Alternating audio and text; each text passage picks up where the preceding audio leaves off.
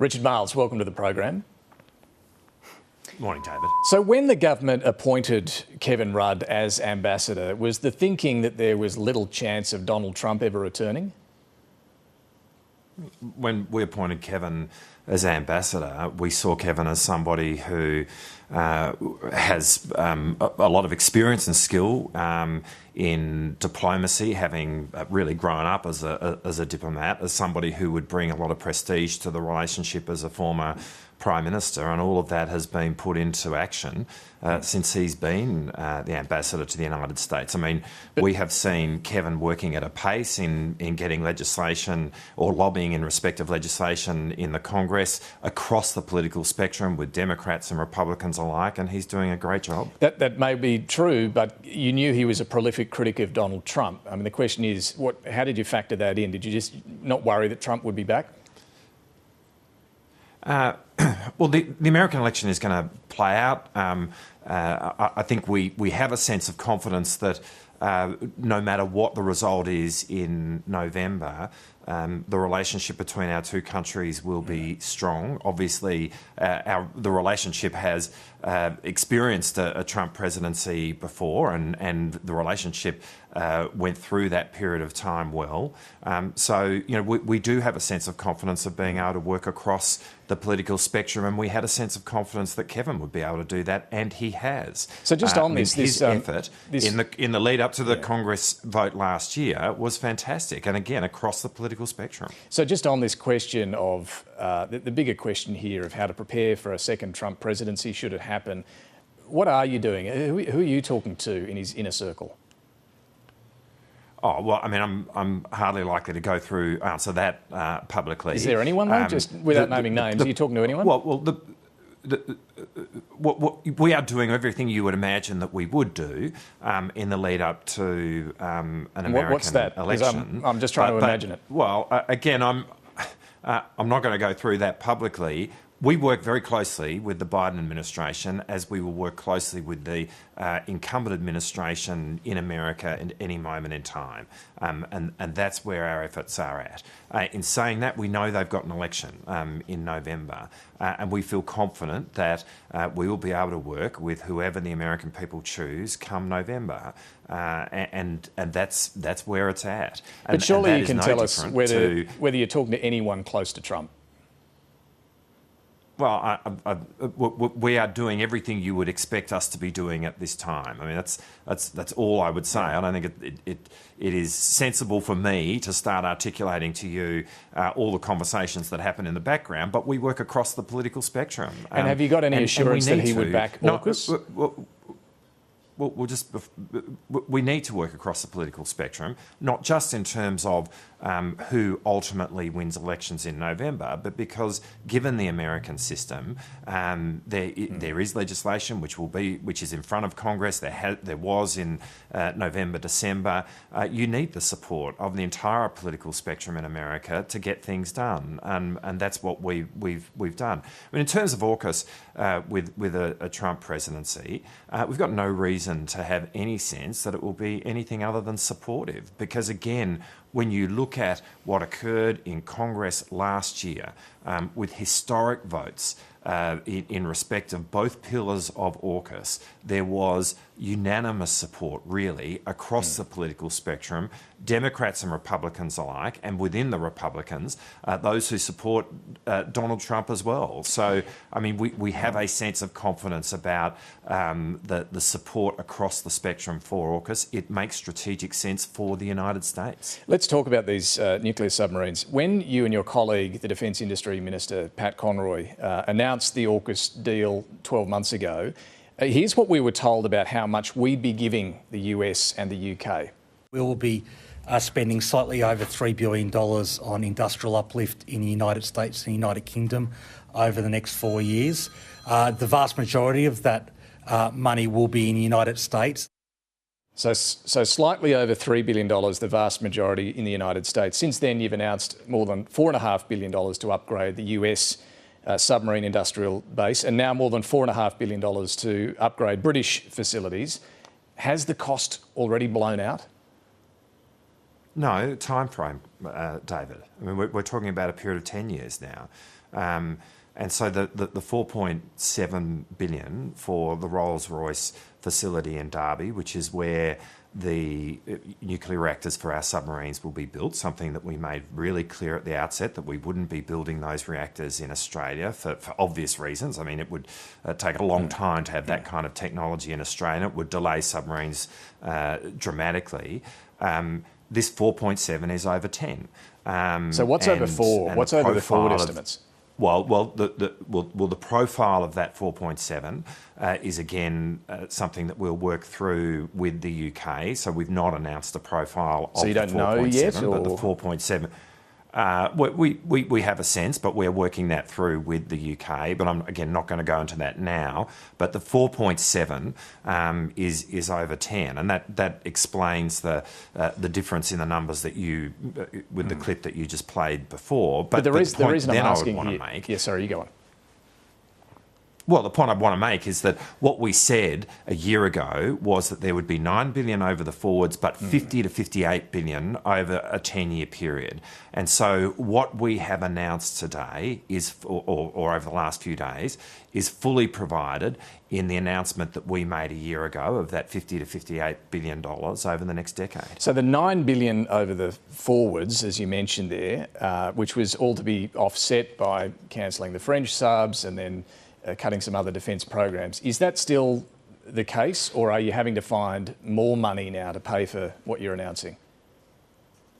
No, that $9 billion is still the case. I mean, that's $9 billion over the forwards from last year, and so obviously, there's another year added onto that now when we go into this coming budget. But the budget is still where we expected it to be in terms of AUKUS. And so we've heard the opposition try to muddy this up.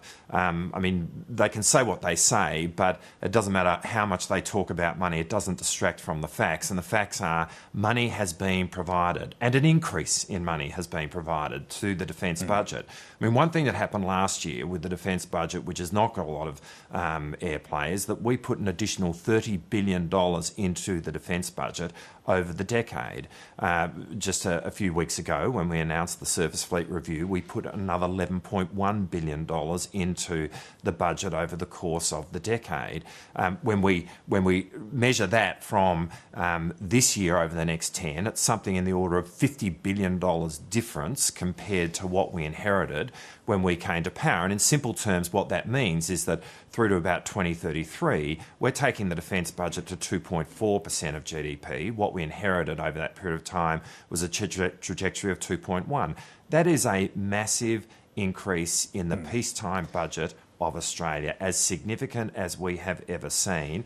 Right now, the Liberals are still stuck on supporting 2.1% of GDP over that time frame. We're at 2.4, and no matter what they say and what their supporters say, the facts are the facts in terms of the budgetary decisions that we've made. So the money we've increased defence spending, and the money is there for AUKUS. Okay, so the money that is going to the UK, some analysts are worried about the existing backlogs in British shipbuilding at the moment. Your British counterpart says the dreadnought submarines in particular are the top priority. Will the AUKUS subs be at the end of the queue, if you like, for the British when it comes to their astute and dreadnought submarines coming first? Well, no. It'll be for the appropriate time when our submarines are due. So in the case of SSN AUKUS, which is what will be built in Adelaide, with the first rolling off the production line in the early 2040s, what we have done in the money that we have provided is to enable the Rolls-Royce factory in Derby to operate at an increased rate of production, which will enable the first of those, will enable a reactor to be able to put into that submarine on time and thereafter. I mean, to give you a sense of that, they keep having these delays and overruns in their shipbuilding. Are you worried about that? Well, we knew that the industrial base, both in the UK and the US, was stretched, which is why we made the decision last year to make a contribution to the industrial bases of both countries in order to allow them to do what they needed to do to enable Australia to acquire this capability. In the case of the UK, to have the nuclear reactors built in an appropriate time frame. In the case of the United States, to see that their production rate of Virginias was such that we could see 3 Virginias being provided to Australia during the 2030s. The Pentagon only wants to make one next year, so there's an issue there too, isn't there? There's not an issue in the sense that it speaks exactly to the point that I'm making, David. I mean, the one that is there for 2025 speaks to the stretched industrial base in the US that we understood a year ago, which is why we are making a contribution to the American industrial base. But I mean, the last couple of days, the US Navy has put out its regular shipbuilding program over over the next decade and beyond. AUKUS is entrenched in that. It makes clear in that that there will be a provision of 3 Virginia-class submarines to Australia during the 2030s. It is entirely factored in to how America is now thinking about their own construction of Virginia-class submarines. Okay. And we knew that the production rate needed to be increased in the US, which is why we're making the contributions that we're making. Perhaps so in a sense, people can't have it, but can I make this point, David? People can't have it both ways. I mean, you get critics saying we're giving too much, and then on the other hand, you get people saying, well, will it happen? We understood there was a stretched industrial base in both the UK and the US. That's why we made the decision to make the contribution. The contribution gives us a sense of confidence that this will happen in a way which will enable Australia to acquire this capability. There are critics who worry the whole thing is too much of a gamble and spending too much money. One of those is Paul Keating, the former Prime Minister. Now, he met the Chinese Foreign Minister on Thursday in Sydney. Chinese state-run media were allowed in to capture the moment. Australian media were not. Richard Marles, what did you honestly think of this meeting? Well, I don't think there's anything really remarkable about the meeting. It's it's quite common for people to come and meet former leaders, so the government's not worried about it. I mean, obviously, Paul Keating is an honoured former Labor Prime Minister, but equally he doesn't speak for the government today. But we're not concerned about the meeting. The meeting that mattered to us was the meeting that happened between the two foreign ministers. Because, I mean, the Australian media, as I say, weren't allowed in. We saw the ongoing process of stabilising our relationship. After the meeting, the Chinese Global Times was citing Paul Keating's views that AUKUS is the worst international decision. The submarines will see Australia surrender its sovereignty to the US, called him an insightful Australian. Was this just a propaganda exercise? Well, again, we're not really concerned about the meeting with Paul Keating. We're not, because Paul Keating doesn't speak for the Australian government. I mean, that's the fundamental point here.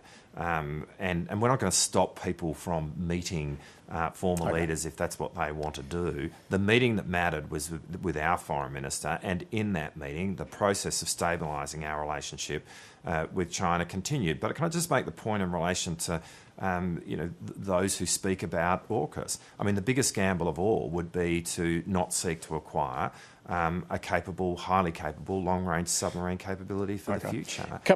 This is the single most important military platform we have. We need it in the future, and walking down the path of nuclear propulsion is the only way we get it. Just a couple of other issues. The Tasmanian election result last night. Do you think there's any realistic prospect that Labor could form a government? Well, I think we're still in the hunt. Rebecca White made that clear. Obviously, there is a way to go in terms of, firstly, the counting, but then there's clearly going to be a process of negotiating the formation of government, given the way in which Tasmanians... So they should look at governing with the Greens? We know. Well, the one thing that really comes out of last night is that we've seen a 12% swing against the incumbent Liberal government, and that's where the key message is. Okay, but Labor governing with the Greens, you wouldn't have a problem there? That is all going to be a matter for Rebecca White. You'd hardly expect me to weigh in on that. Right. Rebecca is going to do what she does in over the next couple of weeks. No doubt she's going to be busy on the phone, as I'm sure all Tasmanian politicians are going to be. They will. One thing is we will work as a Commonwealth government with whoever forms government in Tasmania. Finally, Deputy Prime Minister, should religious schools be allowed to hire and fire a teacher based on whether they're gay? Look, we've seen the Law Reform Commission report. We're obviously looking at it. What we want is to see amendments to the Sex Discrimination Act so that there is not discrimination on the basis of gender or sexual orientation, identity. Equally, we want to see legislation which prevents discrimination on the basis of faith. Now, we've been working through what is obviously a sensitive issue. The point that we've made really clearly is this. We are only going to move forward on a bipartisan basis. We've provided draft legislation to the opposition for them to consider.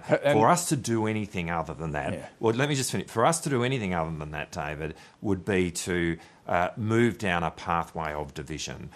We need to see just back to the question, in this country. We need to see it on this issue. This is a pretty straightforward and question. It's now for the opposition to work out what they're going to do. Should religious schools be able to hire and fire based on whether a teacher is gay? But people should not be discriminated against in their employment on the basis of their sexual identity. That is really clear, and that is a clear answer to that question. And so have you seen the draft legislation the government's drawn up and shared with the other side?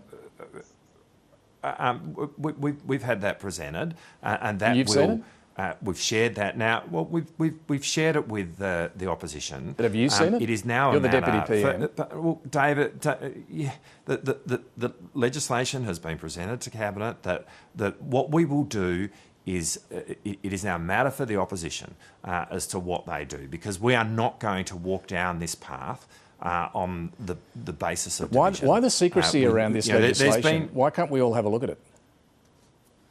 Oh, well, because we're in the process of seeking to negotiate this through. And what we want to do is try and achieve consensus. And when you're seeking to achieve consensus, you want the greatest space possible in order for that to occur, because we don't want to see division or to walk down a path of division in this country. And that is the one point that we've made absolutely clear here. We need to have bipartisan support. We've provided legislation to the opposition. It's now a matter for them. All right, Richard Marles, we'll have to leave it there. Thanks for joining us this morning. Thanks, David.